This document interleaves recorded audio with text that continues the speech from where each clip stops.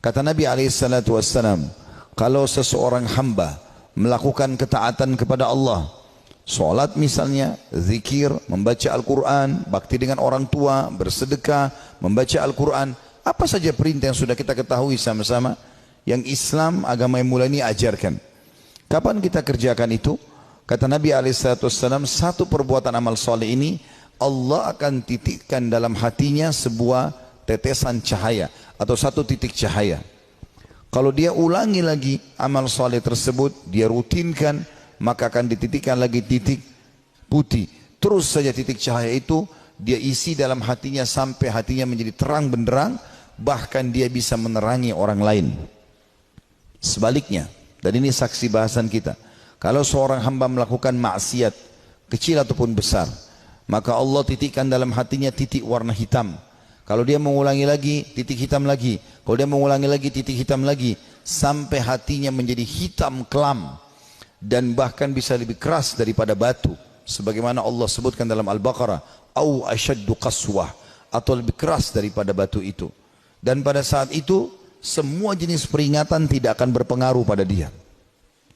Mau orang meninggal di sebelahnya, mau orang terjadi longsor, banjir, terjadi bencana alam, tidak ada sesuatu menyentuh hatinya. Tidak membuat dia ketakutan dalam masalah-masalah tersebut.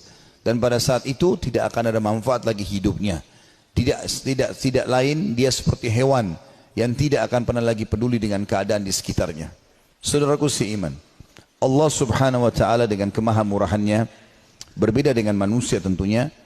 Kita kalau punya pegawai di kantor melakukan satu kesalahan besar, mungkin ada yang memaafkan, ada yang tidak. Umumnya orang tidak memaafkan, pernah mencuri dan segala macam. Tapi Allah berbeda. Allah Subhanahu wa taala dengan kemahamurahannya, walaupun hamba tersebut melakukan dosa sekian banyak, dia akan maafkan. Allah Subhanahu wa taala bahkan gembira dengan taubat hambanya. Allah hanya ingin kita kembali ke jalannya, berada di atas jalan yang benar, makan, minum, pergaulan, pendapatan, pakaian yang halal, dan jangan lakukan yang haram. 5 huruf ini sama, 5 huruf tapi beda secara makna dan aplikasi di lapangan. Halal dan haram.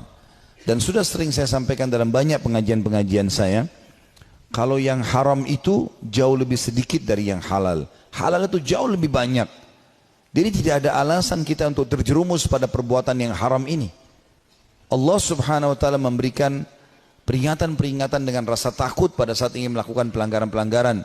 Dada yang sempit, takut ketahuan orang, akhirnya juga dipermalukan kalau tetap dia lakukan, agar manusia tersebut berhenti.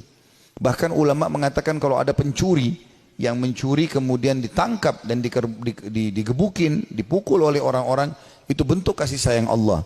Karena dasarnya orang ini sebelum digebukin oleh masyarakat, dia tadinya sudah diberikan peringatan-peringatan oleh Allah.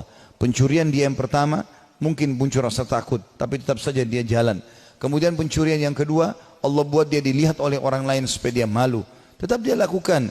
Allah buat dia kepergok sekali tapi masih bisa lepas. Tapi tetap mencuri, maka Allah sekalian buat orang-orang memukulinya. Ini peringatan-peringatan dari Allah supaya seseorang itu berhenti dari kesalahannya.